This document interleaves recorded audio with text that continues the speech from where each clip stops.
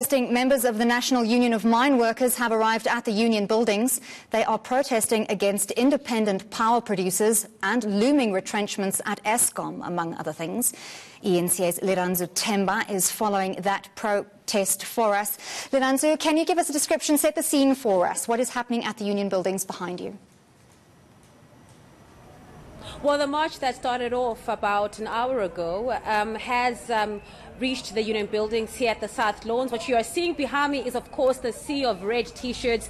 All these members, I am told, and I've spoken to many of them, most of them hail from Mpumalanga, where we know that this is where the coal-producing areas of the country, and they're the ones where they're fearing the majority of job losses. And, of course, they are here with support not only from the Federation chief, which is COSATU, but also NUMSA has thrown its weight behind this march, basically saying that they are not convinced that the IPP's introduction is going to create hundreds of thousands of jobs, as we've been told by government.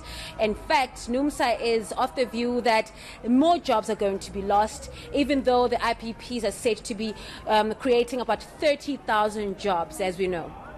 So what do the unions say they would rather have in terms of restructuring how the IPPs work alongside Eskom? Well, speaking to the NUM president, he was quite clear that the union is not opposed to renewable energy, saying that they are of the view that there is a need for cleaner air. They are of the view that South Africa needs to be responsible in its footprint with regards to what it emits. But they're saying that this cannot be at the cost of the working class. They're saying that it is going to not only just the introduction of IPPs is not only going to turn ghost towns, but also a ghost province, that is in Mpumalanga. What they're proposing is that government puts the brakes on its, forging ahead of the introduction of this energy mix, which also includes IPPs. They're concerned as well that the IPPs are also going to really just be negotiating themselves with Eskom, not in a balanced form. What do I mean? Well, they're basically saying that the IPPs are already giving Eskom power at a not so business-minded rate, saying that this could not go on. It is not sustainable in the long run. Not only will it mean that there will be job losses, but it will also mean that South Africans are going to be paying much more money for the electricity that they are being given.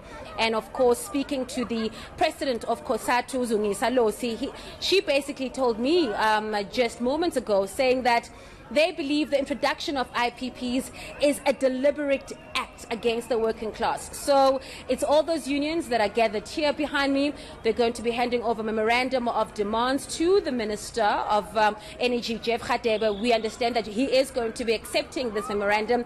But more importantly, they are sending a strong message to government, saying that if they do not come and renegotiate this contract and this position that they've held on the introduction of IPPs, we might face a quite serious situation where all the coal workers in the different parts of Eskom are going to be withdrawing their services, and this could ultimately lead to a massive blackout across the country. So strike action imminent is what you're saying, unless there is some kind of a resolution today, or is Minister Jeff Radebe expected to address those gathered there today, or is it just going to be an acceptance of the memorandum and that's it? Well, it's a look-and-see situation right now, Andy, because we just got to the union buildings. We know that there's going to be a lot of messages of support from the various unions that I've mentioned. And after that, we are hoping that the Minister, Radebe, is going to come down, receive the memorandum, and, of course, have his word as to what action is going to be taken. They are very strict. NUM is very strict on its obligations as well as its demands, saying that they're giving government 7 days to respond to their demands. Well, thank you very much for that update.